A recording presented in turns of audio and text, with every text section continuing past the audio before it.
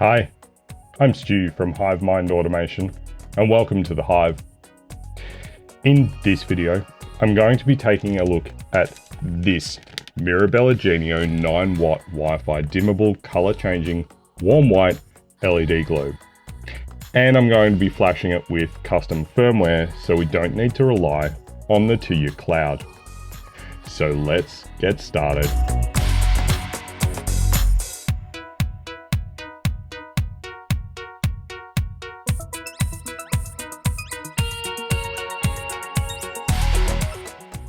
So while I pull this out of the packaging, I'll let you know that I picked up this light globe at Kmart for $24.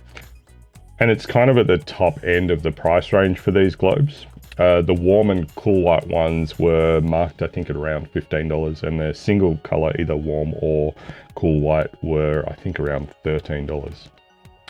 Now, you've seen me set up devices in the Tuya Smart app before, and it's actually not advisable to set up Tuya Smart if you're planning to flash these bulbs anyway. Sometimes the app updates the firmware of the globe, meaning you can no longer perform the over-the-air exploit that we're able to do using TuyaConvert, which is what we'll be using today. Some other things we'll need to be able to flash this bulb with TuyaConvert. We need a Linux computer that has a Wi-Fi card that can also act as an access point. And I conveniently have this Raspberry Pi 3B Plus that used to be my Home Assistant controller. And you saw me change that over to a new Raspberry Pi in an earlier video. We also need what's called a donor device. Now, what I mean by donor device is a device that is going to connect to the Wi-Fi that's created by the globe during the flashing process. We need that to keep the connection open. And we can use a mobile phone, but I'm going to be using this NodeMCU development board, which I'll be flashing with a firmware called TuyaConvertDonor. So let me head over to the screen recording and we'll take a look. Now, first things first, I'm going to flash the NodeMCU with the TuyaConvertDonor. To do that, I'm going to use Tasmota. Now, Tasmota is available through pip if you are on Mac or Linux, and there's also a download for that for Windows, and I'll put a link in the description to a blog post that tells you how to use it. So I'm just going to launch Tasmota, and we've selected our TTY USB serial here, which is the NodeMCU here. I'm going to click open here, and I'm going to select the binary file when we get that. And I want this TC donor mini generic 1 meg. So we'll hit open. And I'm going to tick the box for self-resetting device because this is a NodeMCU, which is self-resetting. And I'm going to click the button Tasmota, and that's going to take a couple of moments to flash the NodeMCU with the TuyaConvertDonor firmware. And we can also actually use this Tasmota application if we were doing a serial conversion of the light globe. But to do that, we would need to pull the light globe apart. Okay, so Tasmota has flashed the NodeMCU, and we can now see that we've got this flashing LED. And that means that it's going to try to connect to the Wi-Fi that is created by the light globe. So we can now quit Tasmota. Okay. Now what I need to do is I need to make sure that my Raspberry Pi is powered up. And we're going to SSH into the Raspberry Pi. Okay, so my Raspberry Pi is turned on, so I'm going to SSH into Pi at 192.168.1.238. That's the IP address that's at. And we'll type in yes. And the password is Raspberry because this is just a standard Raspbian install. So now that we have logged in, we've SSH'd into the Raspberry Pi, I'm going to write sudo apt -y update and sudo apt -y install git. Now I like to string my apt commands together using the these double and, and that just means that one command will run after the previous one is successful. Adding the -y in here means that we can run this in a non-interactive way. We don't have to then hit Y when it prompts us to. So now that Git is installed, what we need to do is type in git clone, and then we need the URL of the GitHub project for TuyaConvert. So if I pop over here, and we can click on this here, and we'll just click this logo here to get the address. We'll pop back over here, paste it into our terminal, and it's cloning into TuyaConvert. This again can take a couple of minutes to download it from the internet. Now we can go cd TuyaConvert, and we'll just list what's in there. So it's pulled all of the files down. Great. So we'll go back out to the TuyaConvert folder, and we will go ls, and we need to install some prerequisites before we get started. So we'll go /install prereq and run that, and that's going to take a moment to install all of the prerequisites that TuyaConvert requires to run.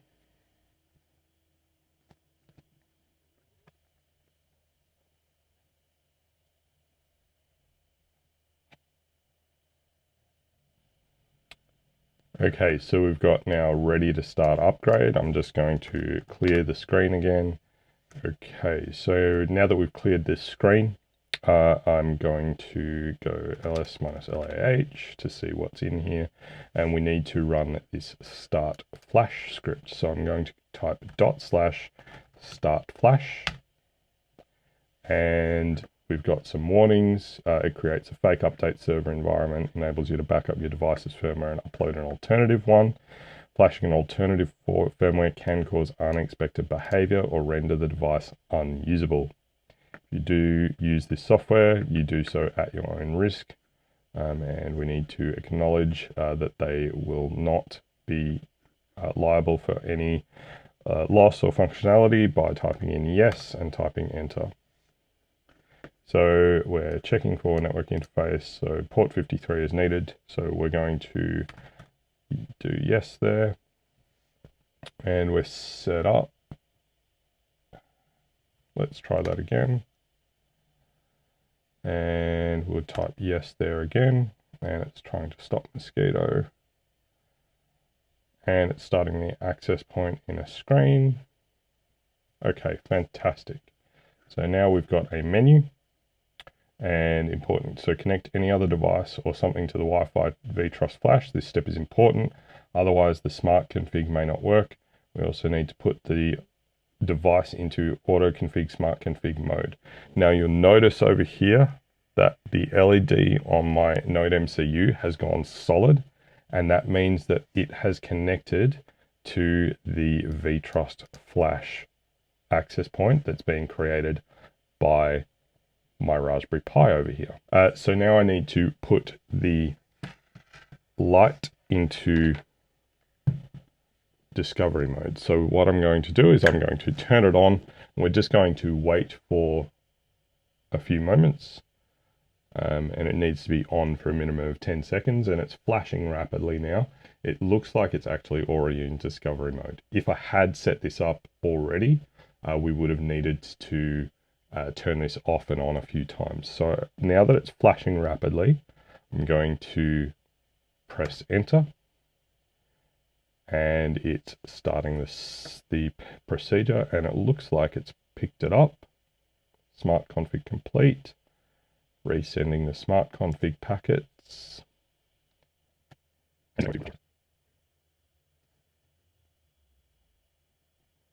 Okay, so now we've got the following firmware images already included, and we should be able to provide our own image by placing it in the files directory. So I want to flash Tasmota. Now it seems that it hasn't picked up my Tasmota 9 binary, so I'll need to deal with that. But what I'm going to do is I'm going to flash the Tasmota 8.1 binary, and we will go yes.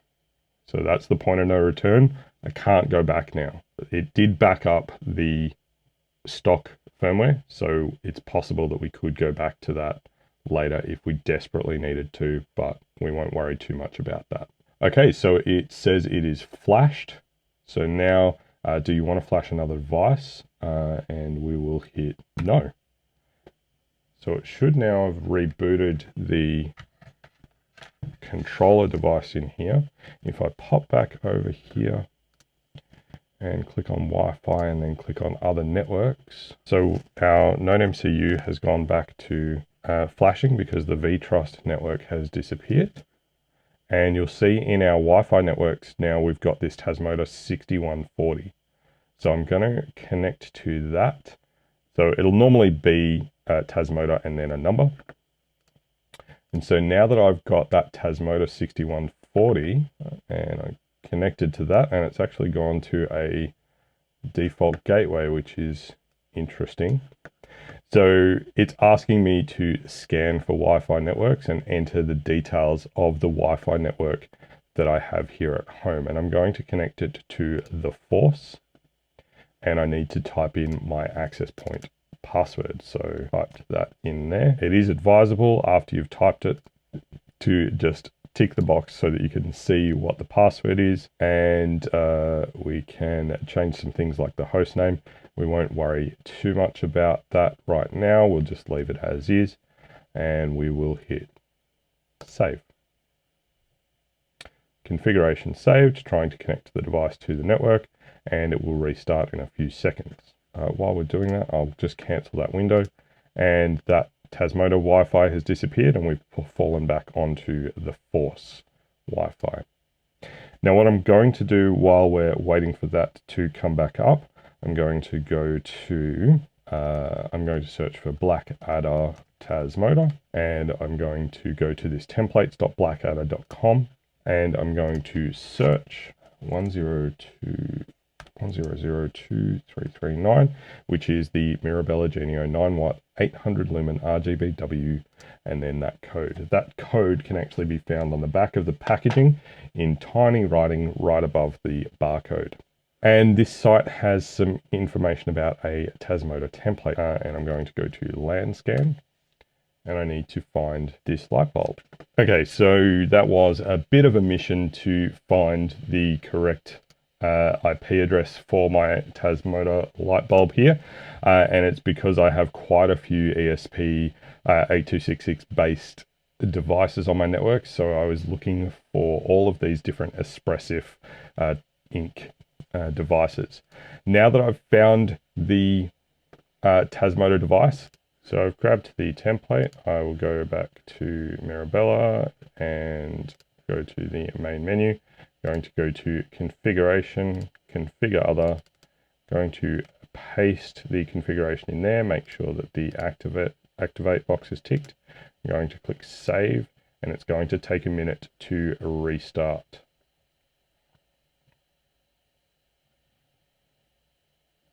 Okay, so now it's on. We will start playing with some sliders here. And it looks like we need to change some settings here because the color reproduction is not quite right. And if we go back to the Mirabella Genio, we see that set option 3731 is required for correct color mapping. So I'm going to copy that.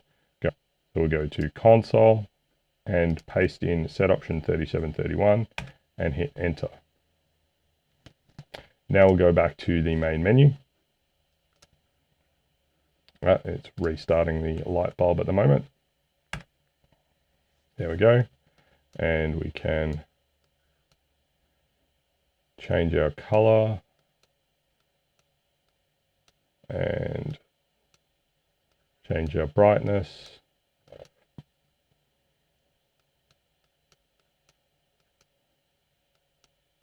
So red, green, blue, and back to red. So in order to make the light bulb work with Home Assistant, we need to set up MQTT. So we need to go to configuration and configure MQTT.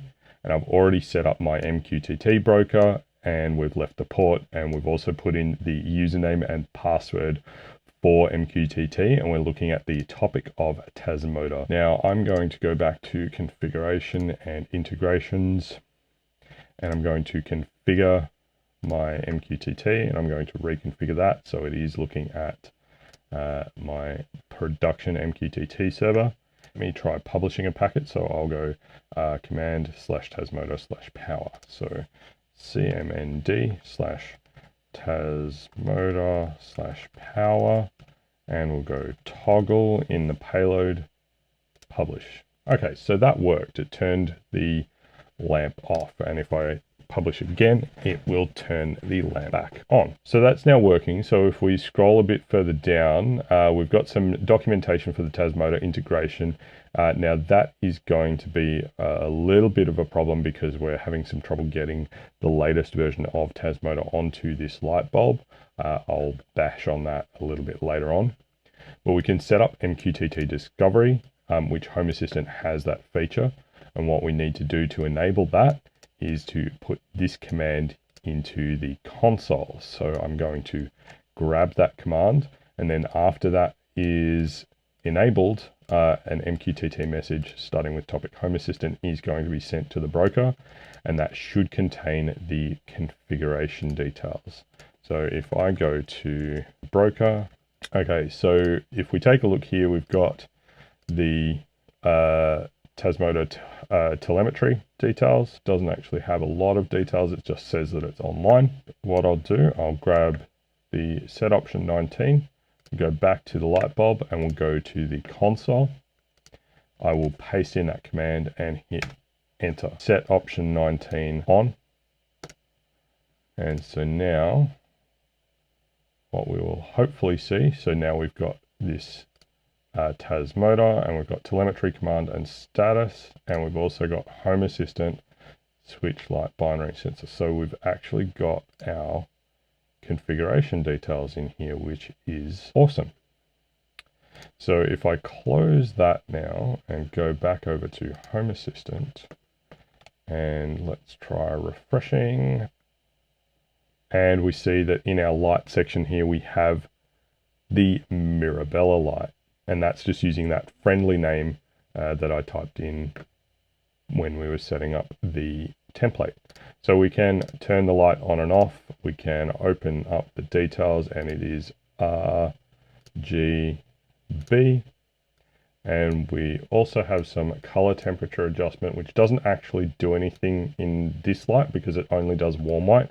It just changes the brightness of the warm white. So if we were to drag that all the way down, it's off.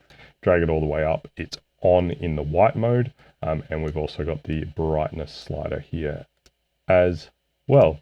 And it appears that there's some effects. So let's take a look at the list. Let's go to effect 1, which is a fade in and out by the looks of things. That's cool. I didn't realize that this had effects. It's kind of a color cycle. That's pretty nice. And 3, that's another type of color cycle. Interesting. So I'll play around with those effects a little bit more later. But yeah, as you can see, that is all working now. So that's the Mirabella Genio Light Bulb. For 24 bucks, it's not bad, but it does take a bit of work to make it worthwhile. The color reproduction seems pretty okay, and the brightness isn't bad. So if you're in the market for a smart globe, you could definitely do worse. I do hope that this video has helped you out somehow, and if you like this video, give it a thumbs up and comment down below on what you want to flash with Tasmota. I'll be exploring Tasmota a little bit more later on with this Dita Smart Grid downlight. Unlike the Arlec Smart Grid downlights that I demonstrated in another video, the Dita Smart Grid lights can in fact be flashed over the air. The Arlec ones I will need to dig out of the ceiling and use a serial connection and Tasmotizer in order to flash Tasmota onto those lights. If you want to see more content like this, please consider subscribing and hit that bell notification icon down below. And don't forget to share this video and others like it with your friends and family. Lastly, if you like what I'm doing here and want to help support the channel, there's a Buy Me a Coffee link in the video description down below, and all contributions through Buy Me a Coffee do go back into the channel to help create more and better content for you to enjoy. Thank you very much for watching. I'm Stu from Hive Mind Automation, and I look forward to seeing you next time. Bye for now.